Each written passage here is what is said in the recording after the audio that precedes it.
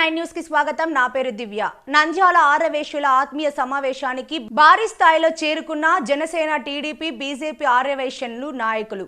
శిల్ప కుటుంబాన్ని ఓడించడమే ప్రధాన అజెండాగా పనిచేయాలని పిలుపునిచ్చిన టీడీపీ, బీజేపీ, జనసేన నాయకులు. అనంతరం 12వ వార్డు కౌన్సిలర్ కండే శ్యామ్ సుందర్లాల్ మాట్లాడుతూ ఆర్యవేశ్య నాయకుడిగా వైసీపీ టికెట్ అడిగితే ఒక ప్రబుద్ధుడు నువ్వా మాకు పోటీ అని అనడంతో స్వతంత్ర అభ్యర్థిగా పోటీ చేసి అత్యధిక మెజార్టీతో గెలిచిన విషయం గుర్తు చేశారు. ఫారూక్, భూమా టీడీపీలో చేరామన్నా స్వతంత్ర అభ్యర్థిగా నిలబడి గెలిచారని అన్నారు. పోలీసులతో ఎన్నో ఇబ్బందులు పెట్టించారని అన్నారు. నా భార్యను కూడా అవమానించారని అన్నారు. మీడియా ప్రజలు నా గౌరవం నిలబెట్టారని అన్నారు. ఆత్మీయ సమావేశానికి రాకుండా 25 మంది ఒక ఇంట్లో కూర్చుని రాకుండా ఫోన్ చేస్తున్నారని చెప్పారు. నంద్యాలలో శిల్ప కుటుంబం బ్రిటిష్ పాలన కొనసాగిస్తున్నారని అన్నారు. కౌన్సిల్లో సంతలో పశువులు కొన్నట్లు కొన్నామని కౌన్సిల్లో అన్న విషయం గుర్తు చేశారు. వైద్య వృత్తిని పక్కన పెట్టి ప్రజలకు సేవ కోసం వచ్చిన బైరెడ్డి ఈని గెలిపించాల్సిన అవసరం ఉందని అన్నారు. శిల్ప కుటుంబం 1 సెంటు స్థలం ఇవ్వకుండా హైవే వస్తుందని తక్కువ ధరకు భూములు కొన్నారని ఆరోపించారు. వైఎస్ఆర్ నందమూరి నగర్లో ఫారూక్ 3 ఎకరాలు ఇచ్చిన ఘనత ఫారూక్ కు దక్కుతుందని అన్నారు. ఎన్జీఓ కాలనీలో 2 ఎకరాల స్థలం ఇచ్చి అభివృద్ధి చేశారు. శ్రీనివాస్ నగర్ లో స్థలం ఇవ్వడంతో ఈ రోజు అభివృద్ధి జరిగిందన్నారు. పద్మావతి నగర్ లో సైతం ఫారూక్ ఇచ్చిన స్థలాలతో అభివృద్ధి జరిగిందన్నారు. శాంతి భద్రతలు ఫారూక్ హయాంలో ఏమైనా జరిగిందా? ఫారూక్ కుటుంబ సభ్యులు పంచాయతీలో పాల్గొని ఇబ్బందులు పెట్టారా? కానిస్టేబుల్ ను నడి రోడ్డులో దారుణంగా చంపితే కడప జైలుకు వెళ్లి పరామర్శించే నాయకులు అవసరమా? బీజేపీ జత కడితే మైనార్టీలు నష్టపోయారా? మైనార్టీలను రెచ్చగొట్టే వ్యాఖ్యలు చేయడం కుట్రతో చేస్తున్నారని అన్నారు. పేరుకు మైనార్టీ మహిళలకు చైర్మన్ పదవి ఇచ్చి అధికారం లేకుండా ఇచ్చారని అన్నారు. ఎమ్మెల్సీ ఇషాక్కు లెటర్ ఇచ్చే అధికారం ఉండదు. ఆ లెటర్లు శిల్ప కుటుంబం వద్దే ఉంటాయని ఆరోపించారు. ఆనిముత్యాలు కావాలా, సేవ చేసే నాయకులు కావాలా ఆలోచించుకోవాలని ప్రజలను కోరారు.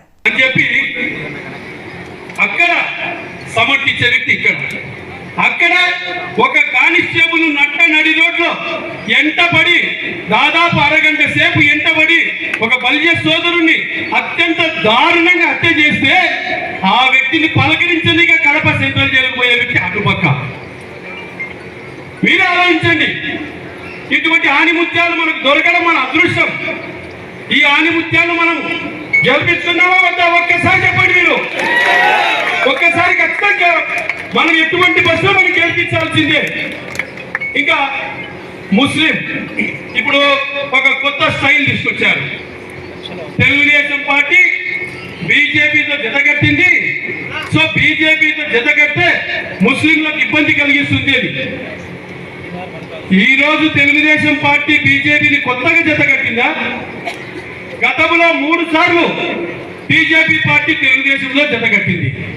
ఏ ఒక్క చిన్న ముస్లిం అయినా బీజేపీతో జతగట్టిన వల్ల ఇబ్బంది పడ్డాడా?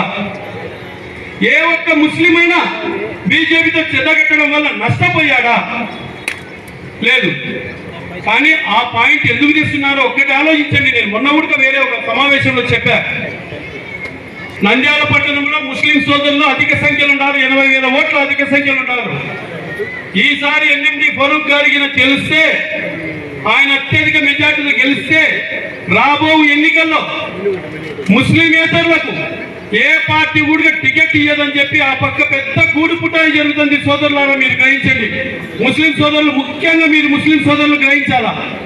ఎందుకంటే ఈ రోజు ఒక ముస్లిం సోదరుడు పెద్ద ఆయన నిలబట్టే మనం గెలిపించుకోకుంటే ప్రతి పార్టీ ఏమనుకుంటుంది, నంద్యాలలో ఏమా ముస్లింస్ ఫీలింగ్ లేదు, ముస్లింకు వెయ్యరు, ముస్లిం నిలబడినా ముస్లిం వ్యతిరేకులకు ఓటేస్తారని చెప్పే ఉద్దేశంతో ప్రతి పార్టీ ముస్లింకు సీట్ ఇవ్వడానికి వెనకంజ వేసేదానికి పెద్ద కుట్రతో జరుగుతున్న ఎన్నికలు.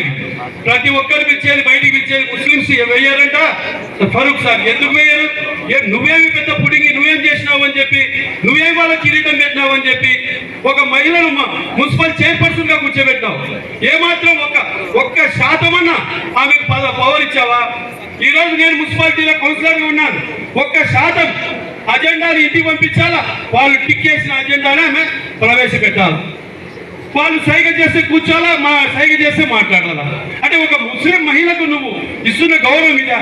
అంటే ఒక ముస్లిం మహిళకు నువ్వు గౌరవం ఇచ్చినప్పుడు పదవి ఇచ్చి ఎట్లా నువ్వు ముస్లింలకు గౌరవం ఇచ్చినట్టు వాళ్ళని అందలం ఎక్కించినట్టు చెప్పుకుంటావు?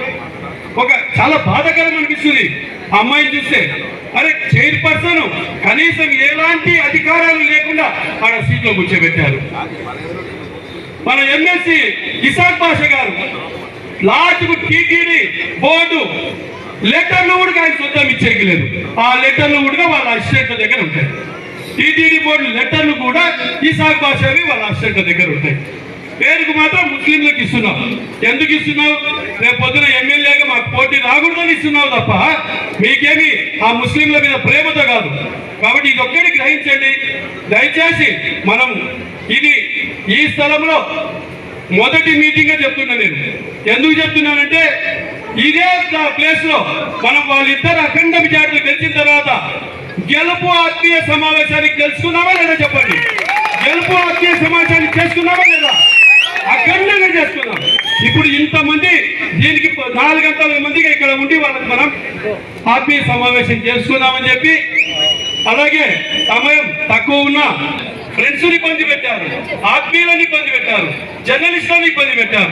అదే జర్నలిస్టులతో ఈ రోజు మళ్ళా మాకు ఐటమ్ రాయండి అవి రాయండి అని చెప్పి చెప్పించుకుంటారు. సో అందుకోసం ఆ బాధ ఆ ఆవేదన ఉంది కాబట్టి మీలాంటి నాయకులు గెలవాలని చెప్పి దానికోసమే మేము ఈ తాపత్రయపడుతున్నాం. మా వంతు మేమందరం కృషి చేస్తాం. ఇక్కడ ఉన్న ఊరికి అందరం ఒక్కసారి జై తెలుగుదేశం, జై తెలుగుదేశం, వైరెడ్డి శబరి గారి నాయకత్వం, వైరెడ్డి శబరి గారి నాయకత్వం, ఎన్ఎండి ఫరూక్ గారి నాయకత్వం, ఎన్ఎండి ఫరూక్ గారి నాయకత్వం, చంద్రబాబు నాయుడు గారి నాయకత్వం, జై తెలుగుదేశం. ఈ అవకాశం ఇచ్చిన మరిన్ని లేటెస్ట్ అప్డేట్స్ కోసం చూస్తూనే ఉండండి మీ Nayak 9 news. Please share and subscribe.